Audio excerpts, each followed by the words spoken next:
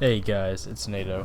I'm coming to y'all with a video for the first time in a while. I know it's been a long time since I made a video recently, but actually it's probably been about 4 months or so, or maybe closer to 6 or so.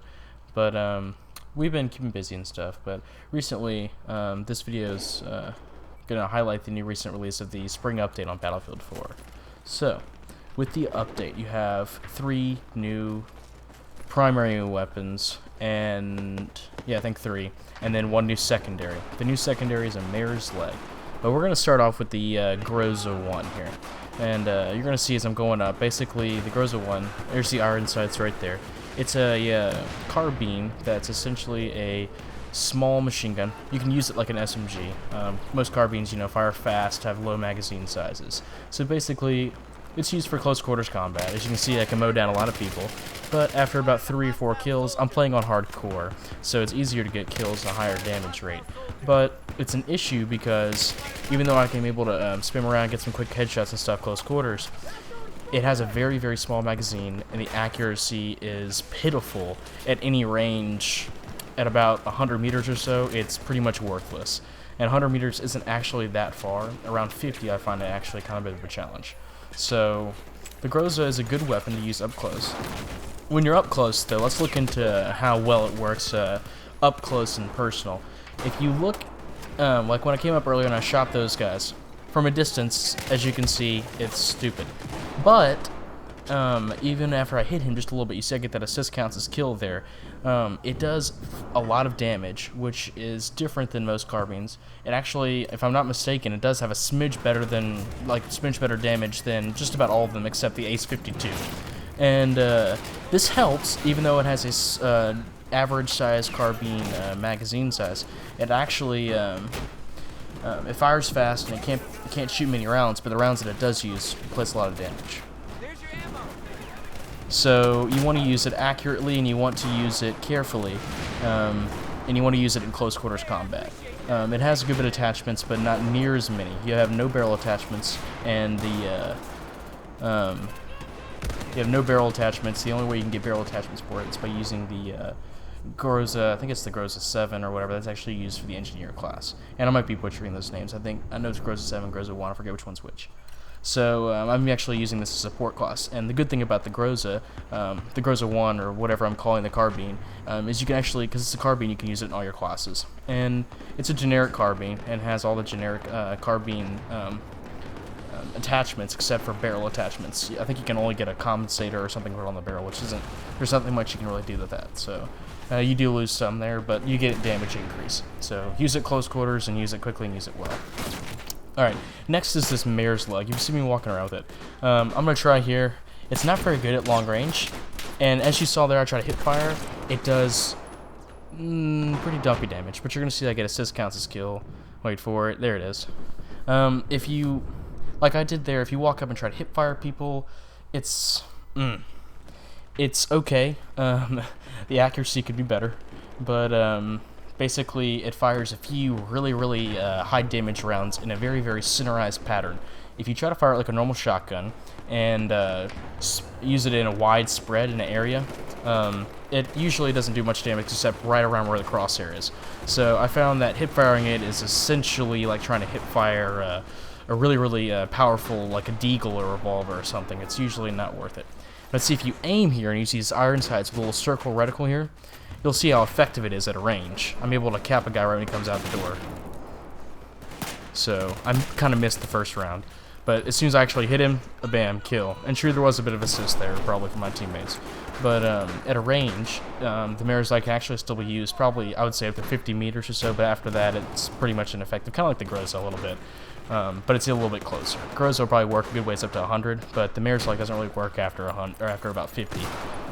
But if you aim down the sights, this weapon is very high damage, and I wouldn't call it OP, but I played on a couple matches on locker where I was actually able to get a good bit of kills with it, and very easily without a lot of work or effort put into it at all.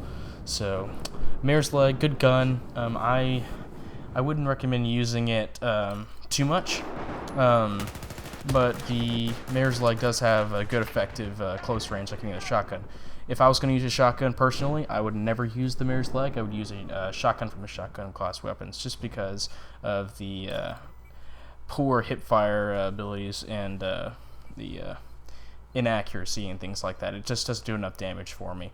If I kill a guy, if I shoot him with shotgun up close, sometimes he doesn't even die with the Mare's Leg. It's not exactly where. And I'm playing on hardcore, so for goodness sakes, if you're playing on normal, I would not use this weapon really at all. But for sakes of the video, I put it on all my secondaries. Okay, so now I picked up this the other Groza that's actually used for the engineer class. This one is actually a PDW. You can also obviously use the carbine version in the engineer class because it is a carbine. But so if you want to keep your unlocks and keep using that one, you can. But the perks with the engineer Groza 4, I think it is, or whatever. See, I'm butchering the names. But the engineer PDW version of the Groza comes with a silencer. And it actually, you have barrel attachments, you have a lot more sights, you have, and you also have accessories that you can put on the gun. So much more, many more attachments that you cannot get with a carbine. And the Groza has, in my opinion, it's a little bit more practical. It feels more like an actual submachine gun that you can use at a distance, as you see here, even with the suppressor on, capable to come down the stairs. Whereas if I use the Groza carbine, it's very ineffective, and I can't get kills at very long range. So, up close and personal, this weapon was very effective. It did what it needed to do, and it saved me in a lot of situations, especially when I'm playing Engineer, and when I'm actually using this as a PDW on a Conquest map. It's really nice. The magazine size is about the same, if not, I think it is exactly the same, if not a little bit bigger, maybe by about 5 rounds. But, so you can't hold down that trigger. You have to be accurate with your fire. I personally only play on hardcore, so it's harder for me to judge on normal, but the damage ratio usually is pretty good for the amount of fire rate in Battlefield, and I think this gun still is. It might, in my opinion, the most OP gun in the update was the AN-94, which we're going to be getting to next.